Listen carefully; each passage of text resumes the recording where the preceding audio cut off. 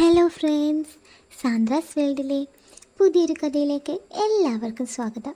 ഈ ചാനൽ ഇഷ്ടപ്പെട്ടാൽ സബ്സ്ക്രൈബ് ചെയ്യാനും ഈ കഥ ഇഷ്ടമായ ലൈക്ക് ചെയ്യാനും മറക്കല്ലേ.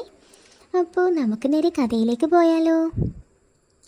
എൻ്റെ പേര് റസിയ. മലപ്പുറം ജില്ലയിലെ കോട്ടക്കലാണ് എൻ്റെ സ്ഥലം. 20ാമത്തെ വയസ്സിൽ കല്യാണം കഴിച്ചു കൊണ്ടുവന്നതാണെന്നെ. ഇക്കയുടെ പേര് ബഷീർ. കുവൈത്തിൽ ഹൗസ് ഡ്രൈവറാണ്. എനിക്കിപ്പോൾ 35 വയസ്സുണ്ട്. ഒരു മോളും ഒരു മോനുമാണ് ഞങ്ങൾക്കുള്ളത്. ഞാനും മക്കളും ഇക്കയുടെ ഉമ്മയുമാണ് വീട്ടിലുള്ളത്.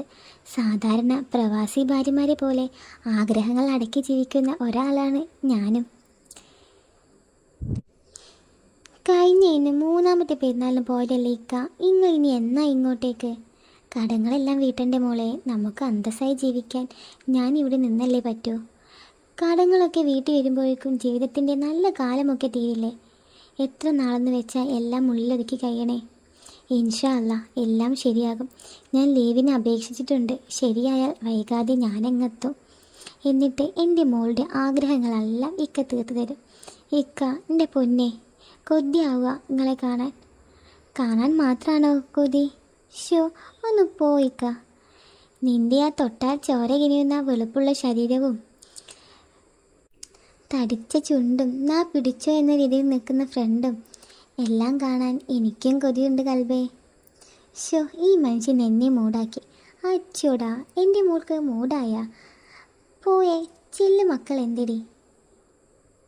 പെരുന്നാളല്ലേ ഇക്ക, അവർ അപ്പുറത്തെ റംലത്താടെ വീട്ടിലാണ്. നാളെ മൂത്തവന് മദ്രസ തുടങ്ങുകയാണ്. എനിക്ക് അവനെ മദ്രസ വരെ കൊണ്ടുപോകണം. നീ എന്തിനാ പോകുന്നേ? അവൻ തനിയെ പോകുമല്ലോ. അതോ അവന് പരീക്ഷയിലൊക്കെ മാർക്ക് കുറവാ ഇക്ക. അതുകൊണ്ട് ഉസ്താദ് എന്നെയും കൂട്ടി ചെല്ലാൻ പറഞ്ഞേക്കുക. ചെക്കനൊന്നും പഠിക്കൂലെന്നേ, ഒരു അനുസരണയില്ല.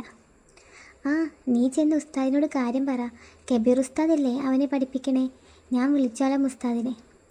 കബീർ ഉസ്താദ് പോയിക്ക. ഏതോ പെണ്ണുമായി എന്തോ പ്രശ്നമായി എന്നാ നാട്ടുകാർ പറയണേ. ഇപ്പോൾ പുതിയ ഏതോ ഉസ്താദാണ്. നേരാണോ നീ പറയുന്നത്? അങ്ങേർക്കിത് എന്തിൻ്റെ കേടാണ്?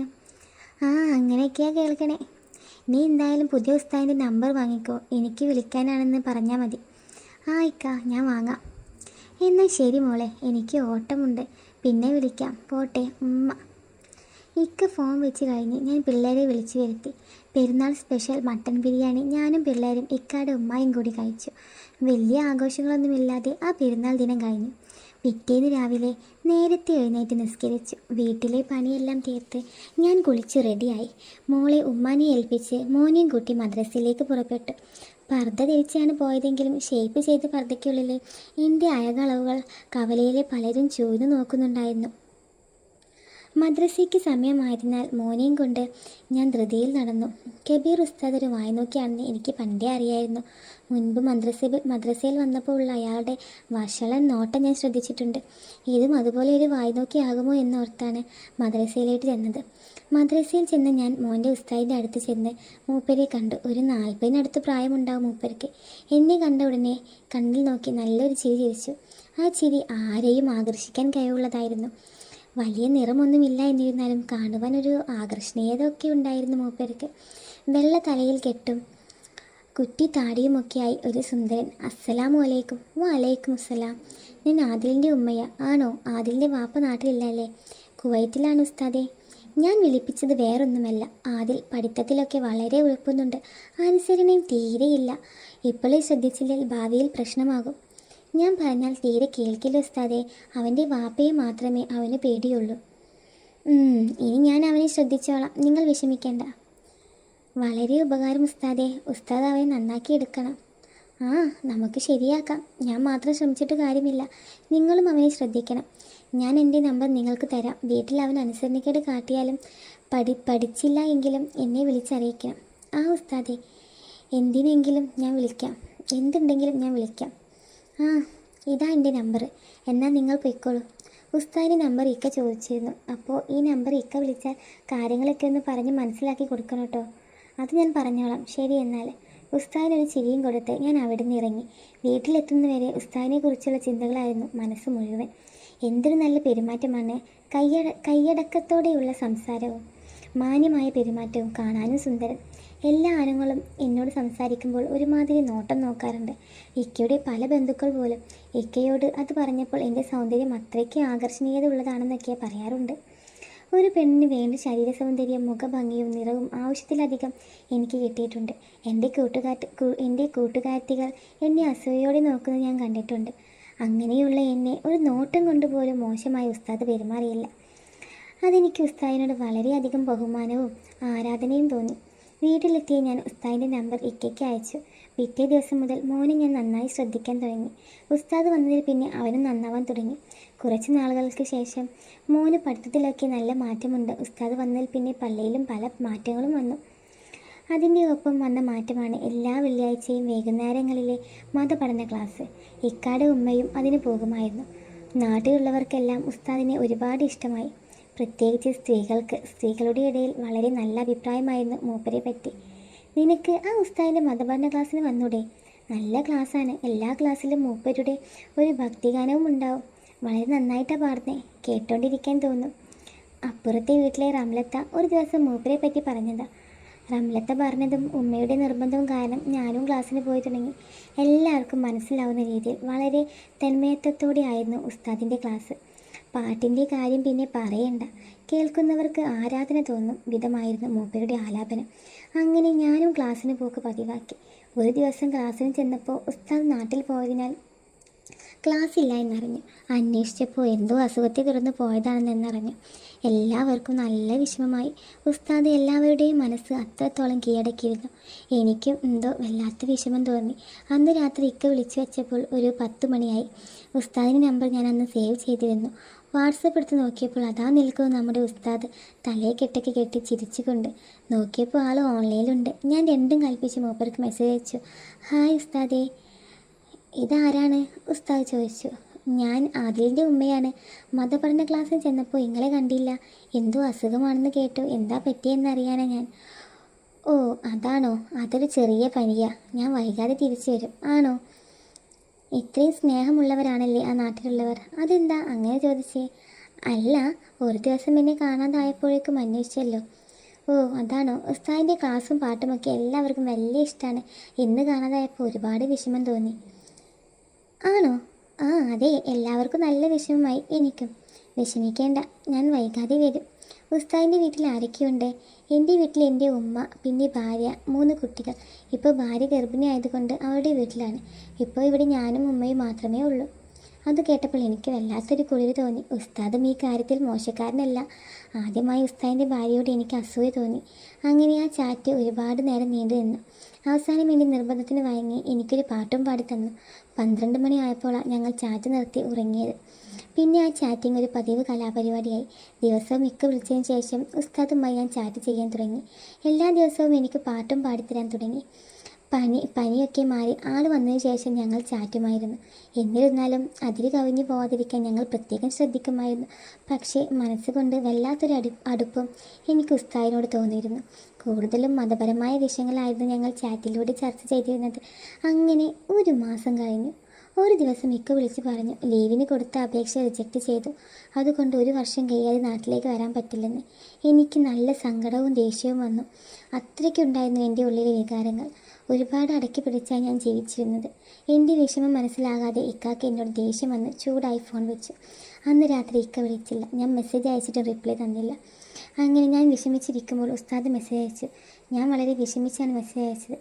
അത് മനസ്സിലാക്കി ഉസ്താദ് എന്നെ ഫോണിൽ വിളിച്ച് ഒരുപാട് സമാധാനിപ്പിച്ചു. അതെനിക്ക് ഒരുപാട് ആശ്വാസമായി. പക്ഷേ വിഷമത്തിൻ്റെ കാരണം ഞാൻ ഉസ്താദിനോട് പറഞ്ഞിരുന്നില്ല. എന്നിരുന്നാലും എൻ്റെ വിഷമങ്ങൾ മനസ്സിലാക്കി എന്നെ സമാധാനിപ്പിച്ച ഉസ്താദിനോട് എനിക്കൊരു വല്ലാത്ത സ്നേഹം തോന്നി. പിന്നീട് അതും വിളിയായി. പിന്നീട് എന്നും വിളിയായിരുന്നു. ഉസ്താദിനോട് എന്ത് ഷെയർ ചെയ്യാനുള്ള സ്വാതന്ത്ര്യം എനിക്കും എന്നോട് എന്ത് ഷെയർ ചെയ്യാനുള്ള സ്വാതന്ത്ര്യം ഉസ്താദിനും കിട്ടി. ഇക്കയോടുള്ള പിണക്കമൊക്കെ മാറി ഇക്കയും വിളിക്കുമായിരുന്നു. അങ്ങനെ ഇക്കയുടെ ഒരു ഫ്രണ്ടിൻ്റെ കയ്യിൽ എനിക്കൊരു ഡ്രസ്സും മക്കൾക്ക് ചോക്ലേറ്റും കൊടുത്തയച്ചു. രാത്രി വിളിച്ചപ്പോൾ ഉസ്താദിനോട് ഇക്ക ഡ്രസ്സ് അയച്ച കാര്യം പറഞ്ഞു. എന്നിട്ടും ഡ്രസ്സ് എവിടെ കാണിച്ചു തന്നില്ലല്ലോ. ഇപ്പോൾ കാണിക്കാം. ഉടനെ ഞാൻ ഡ്രസ്സിൻ്റെ ഒരു പിക്ക് അയച്ചു. ഒരു പർദ്ദ ടൈപ്പ് ഡ്രസ്സെന്ന് അത് അറബി പെണ്ണുങ്ങൾ ഉപയോഗിക്കുന്നുണ്ട്. ഇങ്ങനെയല്ല റസിയ, ഇത് ഇട്ട് കാണിക്ക്, എങ്ങനെയുണ്ടെന്ന് നോക്കട്ടെ. അത് വേണോ? വിശ്വാസമില്ലെങ്കിൽ വേണ്ട, വിശ്വാസമൊക്കെയുണ്ട്. എന്നാ കാണിക്ക്. ഞാൻ ഉടനെ നൈറ്റി ഊരി ഇക്കാഴ്ച ഡ്രസ്സ് ഇട്ട്. എനിക്ക് നല്ല ടൈറ്റായിരുന്നു അത്. രാത്രി ആയതിനാൽ ഞാൻ ബ്രാ ഇട്ടിരുന്നില്ല. ഫ്രണ്ടൊക്കെ നല്ലോണം കാണുന്നുണ്ടായിരുന്നു. ഞാൻ രണ്ടും കൽപ്പിച്ച് ഒരു സെൽഫി എടുത്ത് ഉസ്താദിന് അയച്ചു. അയച്ചു കഴിഞ്ഞാണ് അബദ്ധം മനസ്സിലായത്. അതിൻ്റെ ഇറക്കി വെട്ടിയ കഴുത്തിൻ്റെ ഭാഗം നന്നായി കാണാം. ഉടനെ ഉസ്താദിൻ്റെ ഒരു കോൾ വന്നു. ഞാൻ അറ്റൻഡ് ചെയ്തു. പുന്നാര കരളേ നിൻ പൂമണി മാറത്ത് പൊന്നോല കൊണ്ട് മെടഞ്ഞൊരു കുട്ടയിൽ പൂട്ടി വെച്ചുള്ള മൽഗോവ മാമ്പഴം വിറ്റതോ വിൽക്കുവാൻ വെച്ചതോ ഏതാണി രാജാത്തീ.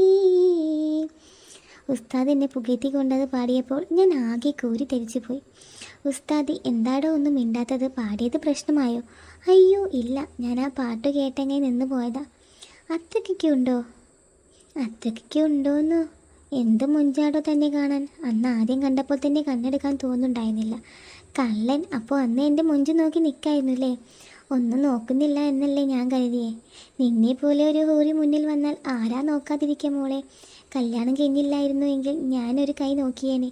ഓഹോ, അപ്പം കല്യാണം കഴിഞ്ഞോണ്ട് നമ്മൾ വേണ്ടായിരിക്കുമല്ലേ? നിനക്ക് സമ്മതമാണെങ്കിൽ എനിക്ക് ഓക്കെ. നിങ്ങളെപ്പോലെ ഒരാണിനെ ആരാ മോഹിക്കാത്തത്? എനിക്ക് 100 വട്ടം സമ്മതം. എൻ്റെ പടച്ചോനെ, നേരാണോ ഞാൻ ഈ കേൾക്കുന്നത്? എത്ര നാളായി ഇത് കേൾക്കാൻ ഞാൻ കൊതിക്കുന്നു. എനിക്ക് ആദ്യം തൊട്ടേ ഇഷ്ടമായിരുന്നു. പിന്നെ എല്ലാവരുടെയും കണ്ണിലുണ്ണിയായ ഉസ്താദല്ലേ, ഞാനായിട്ട് ചീത്തയാക്കണ്ടെന്ന് വെച്ച്. എനിക്ക് നിന്നെ കണ്ടപ്പോൾ തന്നെ ഇഷ്ടമായതാ. നിന്നെ ഓർത്തിരിക്കാത്തൊരു ദിവസം പോലുമില്ല. എനിക്ക് ഇനിയും വേണം നിൻ്റെ പിക്ക്. ഷോ എന്തിനാ? അതൊക്കെ ഉണ്ട്, എനിക്ക് കണ്ടുകൊണ്ടിരിക്കുക ഈ ഊറിനെ. എന്നെ അത്രയ്ക്ക് ഇഷ്ടമാണ്. ജീവനാണ് മോളെ റസിയ. എനിക്കൊരു ഭർത്താവും കുട്ടിയുമുണ്ട്. പുറത്താരും ഈ ബന്ധം അറിയരുത്. എനിക്ക് വാക്ക് തരണം. ഒരിക്കലും ആരും അറിയില്ല. ഭാര്യയും മക്കളും എനിക്കുമുള്ളതല്ലേ.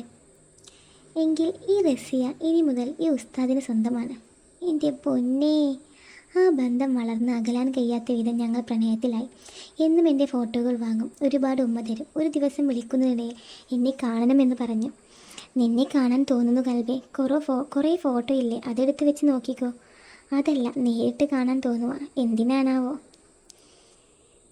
എൻ്റെ ശരീരത്തിലൂടെ ഒരു തരിപ്പ് കടന്നു പോകുന്നുണ്ട്. അതുമാത്രം മതിയോ എൻ്റെ പൊന്നിനെ? പോരാ, പിന്നെ എന്താ വേണ്ടത്? നിന്നെ വേണം. എന്നെയോ? എന്തിനെ? കടിച്ചു തിന്നാൻ ഞാൻ. ഷോ കൊച്ചു കള്ളൻ. എൻ്റെ ശരീരം രോമാഞ്ചം കൊണ്ട് പൂത്തിലഞ്ഞു. എവിടേക്കോ വലിഞ്ഞു മുറുകുന്ന പോലെ. എനിക്കും കാണാൻ തോന്നുക. എന്നാൽ ഞാൻ വരട്ടെ വീട്ടിലോട്ട്? അയ്യോ വേണ്ട, ആരെങ്കിലും കണ്ടാൽ പ്രശ്നമാണ്. പ്ലീസ് ഡേ, കൊതിയാവുക. അയ്യോ ചതിക്കല്ലേ, അവസരം വരട്ടെ, സമയമാവട്ടെ. എന്തായാലും ഞാൻ നിങ്ങൾക്കുള്ളതല്ലേ. ആ, അത് കേട്ടാൽ മതി, ഞാൻ കാത്തിരുന്നോളാം. ഷോ ഇങ്ങനെയൊരു കൊതിയൻ. അങ്ങനെ 2 ശരീരങ്ങളും ഒന്നാവാൻ കൊതിച്ചു തുടങ്ങി. സഹിക്കാൻ വയ്യാതായപ്പോൾ അതിനായി ഞാൻ ഒരു പ്ലാൻ ഉണ്ടാക്കി. ഇക്ക, നമ്മുടെ മോനെ ആ ഉസ്താദ് നന്നായി നോക്കുന്നുണ്ട്. അവനിപ്പോൾ കുറുമ്പൊന്നുമില്ല, നന്നായി പഠിക്കുന്നുമുണ്ട്. ആണോ? ഉസ്താദിനെ വിളിച്ച് ഞാൻ നന്ദി അറിയിച്ചോളാം. അത് മാത്രം മതിയോ ഇക്ക? ഉസ്താദിനെ വിളിച്ച് നേരത്തെ ഭക്ഷണം കൊടുത്താലോ? ഉമ്മയും അതാ പറയുന്നേ. ആ, നല്ല കാര്യം. നിൻ്റെ ഇഷ്ടം പോലെ ചെയ്ത മോളെ. അങ്ങനെ ഇക്കയുടെ സമ്മതം വാങ്ങി ഉസ്താദിന് ഒരു നേരത്തെ ഭക്ഷണം കൊടുക്കാൻ തീരുമാനിച്ചു. പിറ്റേന്ന് രാത്രി അത്താഴത്തിന് ഉമ്മാനെ കൊണ്ട് ഉസ്താദിനെ ക്ഷണിപ്പിച്ചു. രാത്രി 8:30 ഉസ്താദ് വീട്ടിലെത്തി. ഉമ്മയും ഞാനും ചേർന്ന് ഉസ്താദിന് ഭക്ഷണം വിളമ്പി. വിളമ്പുന്നതിനിടയിൽ ഉമ്മ കാണാതെ ഉസ്താദ് എന്നെ തട്ടിമുട്ടി മുക്കിയിരുന്നു. ഉമ്മ കാണാതെ ഞങ്ങളുടെ കണ്ണുകൾ തമ്മിൽ സംസാരിച്ചു കൊണ്ടിരുന്നു. വെളുത്ത, അധികം കൈ ഇല്ലാത്ത ഒരു റൈറ്റ് നൈറ്റിയാണ് ഞാൻ ഇട്ടിരുന്നത്.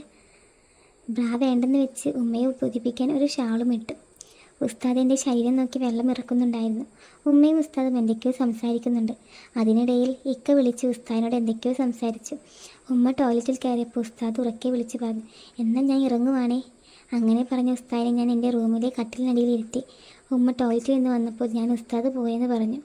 അങ്ങനെ ഞാനും മോനും ഉമ്മയും ഭക്ഷണം കഴിച്ചു. ഞാൻ പാത്രങ്ങളൊക്കെ കഴുകി കിടക്കാൻ തയ്യാറായി. വല്യമ്മയുടെ കൂടെ കഥ കേൾക്കാൻ മോൻ ഉമ്മയുടെ കൂടെയാണ് കിടക്കുന്നതെന്ന് ഞാൻ വേഗം റൂമിലേക്ക് കയറി. റൂം ലോക്ക് ചെയ്തു. എൻ്റെ റൂം മുകളിലെ നിലയിലായതുകൊണ്ട് അവിടെ എന്ത് നടന്നാലും താഴെ അറിയില്ല. ഞാൻ റൂമിൽ കയറി ഉസ്താദിനെ വിളിച്ചു. മൂപ്പർ കട്ടിനടിയിൽ നിന്ന് വന്ന് എന്നെ മുറുകെ കെട്ടിപ്പിടിച്ചു. എൻ്റെ ഉള്ളൊന്നു പിടഞ്ഞു. മൊത്തത്തിലൊരു തരിപ്പ് അനുഭവപ്പെട്ടു. പിന്നെ ഞങ്ങൾ കുറച്ച് സ്വകാര്യ നിമിഷങ്ങൾ പങ്കുവെച്ചു. അപ്പോഴാണ് പെട്ടെന്ന് എൻ്റെ ഫോൺ ബെല്ലടിച്ചു. ഫോൺ നോക്കിയപ്പോൾ ഇക്കയാണ്. ഉസ്താദിനോട് മിണ്ടല്ലേ എന്ന് ആംഗ്യം കാണിച്ചു. ഞാൻ ഫോൺ എടുത്തു. ഇക്ക, എന്താണ് വിശേഷം? സുഖമാണ് മോളെ. ആ, എന്താ മോളെ ഒരു ശബ്ദം? എന്താ പറ്റിയേ? നല്ല വയറുവേദന ഇക്ക, അതാ ഒച്ചയെടുത്തത്. വല്ല പെയിൻ ഗുളിക കഴിച്ചുകൂടെയെന്നോ? ആ ഇക്ക, നല്ല വേദനയുണ്ടല്ലേ? അല്ല മോളെ, ഉസ്താദ് വന്നിരുന്നോ? മൂപ്പർക്ക് വേണ്ടതൊക്കെ കൊടുത്തില്ലേ? ആ ഇക്ക, കൊടുത്തോണ്ടിരിക്കുക. അതും പറഞ്ഞ് ഞാൻ ഫോൺ കട്ടാക്കി സ്വിച്ച് ഓഫ് ചെയ്ത് വെച്ചു. ഫോണിൽ സംസാരിക്കുമ്പോൾ ഉസ്താദ് എന്നെ എന്തൊക്കെയോ ചെയ്യുന്നുണ്ടായിരുന്നു. പിന്നീട് അങ്ങോട്ട് ഞങ്ങൾ സുഖിക്കുകയും സുഖിപ്പിക്കുകയും ചെയ്തു. എന്നിട്ട് എല്ലാവരും ഉറങ്ങിയെന്ന് ഉറപ്പാക്കി ഉസ്താദ് വീട്ടിൽ നിന്നും പോയി. അപ്പോൾ ഇന്നത്തെ കഥ ഇത്രയേ ഉള്ളൂ. ഈ ചാനൽ ഇഷ്ടപ്പെട്ടാൽ സബ്സ്ക്രൈബ് ചെയ്യാനും ഈ കഥ ഇഷ്ടമായ ലൈക്ക് ചെയ്യാനും മറക്കല്ലേ. അതുപോലെ നിങ്ങളുടെ കൂട്ടത്തിൽ എത്ര ഇതുപോലെ കള്ള ഉസ്താദുമാരുണ്ട്, അവർ കമൻ്റ് ഇടാനും മറക്കല്ലേ. നിങ്ങളുടെ അനുഭവങ്ങളൊക്കെ കമൻ്റായിട്ട് അറിയിക്കണേ. അപ്പോൾ പുതിയൊരു കഥയുമായി കാണാം. Okay, by.